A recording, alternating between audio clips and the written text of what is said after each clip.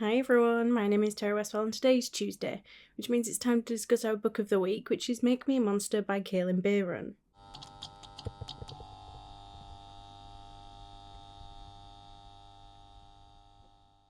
First, this is a spoiler-free section, so if you haven't read this book yet, don't worry about it, it won't be spoiled for you here. There will be some spoiler-related things that I want to discuss, but that'll be later on in the video and you will get plenty of warning. If you'd like to join in on any of the book discussions, send me your thoughts, comments, or even a short video clip of you discussing the book, then I'll list the next upcoming 4 books in the description below. So this is another book that my sweet husband surprised me with, and I feel like he must have a knack for this because once again it was a fantastic read for me. I rated Make Me a Monster 4 stars. I had a really good time with it. Overall, the concept was really simple, but I think that the execution is really where this book shines. It was fun, sweet, emotional in places, and surprisingly funny, which I wasn't expecting. It's one of those books that it doesn't try to be overly complicated or heavy in the world building, yet it still manages to feel heartfelt and meaningful. It knows exactly what sort of story it wants to tell, and I think that it does it really well. Okay, so quick summary. This book follows a teenage girl who is used to being surrounded by death, but when tragedy strikes, she has to navigate grief, identity, and the desire to want to be close to someone she's lost. But through a strange opportunity, she becomes involved in something that blurs the lines between life and death. At its core, it's a story about loss, longing, healing, and the complicated emotions that come with trying to hold on to the past. And yet it's written in a way that is accessible, warm, and even funny at times. If I had to compare this to any other book, I think it's quite a hard one to compare. But I think the closest vibe I can probably give you is Bill Wood's Let's Split Up meets like a simplified Frankenstein. It has that YA accessibility and emotional focus combined with a classic monster style concept. I wouldn't say that it's as dark or philosophical as Frankenstein, however, you can definitely feel the influence of that central idea of creating or reshaping life and dealing with those consequences. One of the biggest strengths for this book, for me, was the tone. It balances a very fine line between being emotional and still being very light-hearted, and somehow I think that this book just pulls it off beautifully. Like, there were some moments that genuinely made me feel things, and others that made me laugh out loud. The writing is really easy to read, it flows very smoothly, it's not overly descriptive or dense, and I think that it makes those emotional moments hit that bit harder without feeling too heavy or exhausting. Like, this is the kind of book you can fly through in just a few sittings. I also love the character work. The main character felt very real, flawed, emotional, and sometimes quite selfish in her own grief, but still very human. Like, her motivations always made sense, even when I didn't necessarily agree with her choices. And emotionally, this book surprised me because I kind of went into it expecting something that would just be kind of fun and maybe a little bit spooky. What I wasn't expecting is how tender and heartfelt it would be.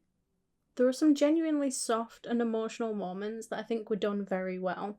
I also think the humour was done very well. It didn't feel forced. It felt very natural through dialogue and those awkward moments, and I think that it helped to balance out some of those more emotional moments beautifully.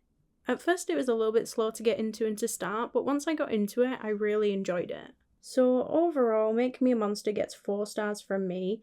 It's sweet, emotional, funny in unexpected ways, and it's built on this very simple yet very powerful concept. Like, it didn't completely destroy me emotionally, but it did make me feel something, and I think that that's always a win. If you're looking for a YA that blends heart and humour and has a creative twist on this monster idea, then I think that this one is a great one to pick up. So, as for the question, would I recommend the book? Yes, I absolutely would recommend this one. If you like emotional YA stories, soft sci-fi or monster style sort of concepts, books that explore grief and love but don't feel too heavy, and books that are heartfelt but still fun, then I think that you will like this one. Like, it's not this super intensive high stakes thriller, and it's not trying to be this epic fantasy. It is a character driven emotional YA story with a creative and touching twist, and I think it does that very well. So, will I be reading any more by Kalynn Bayron? Yes, 100%. This is the first time I've read a book by this author, and I was genuinely impressed with how well she managed to balance emotion, humour, and concept. So earlier on in the video, I said that you would get plenty of warning for any upcoming spoilers. Now this is that moment, so if you haven't read this book yet, I would suggest going and doing that first, because beyond this point there will absolutely be spoilers.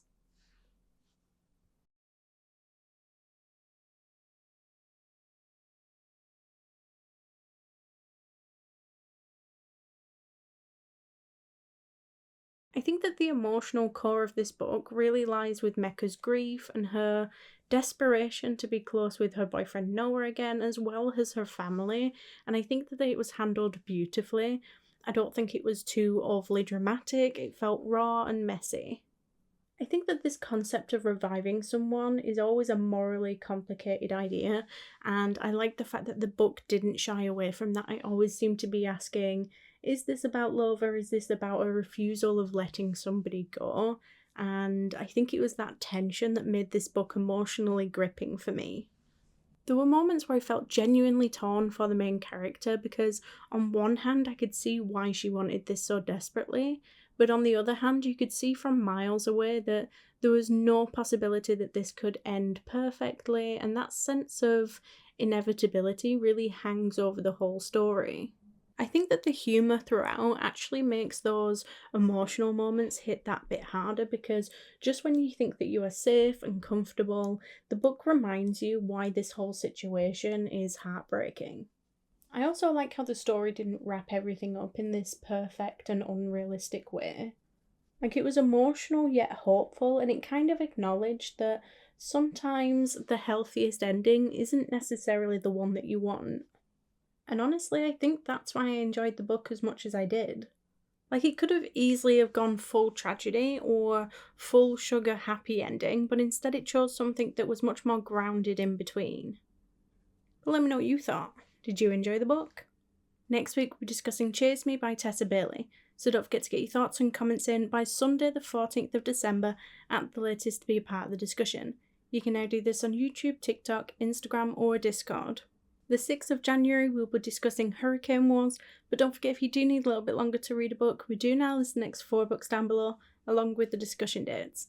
That way you can choose the genre that best suits you, and the best time frame to read it in. Thank you all for joining, and if you like this video, please don't forget to like and subscribe, it's always appreciated, and I will see you next week. Bye!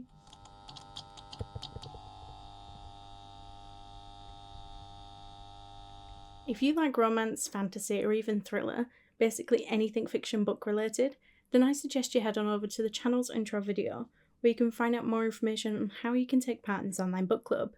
We announce books at least 4 weeks in advance, and we accept your bookish feedback in a wide manner of ways.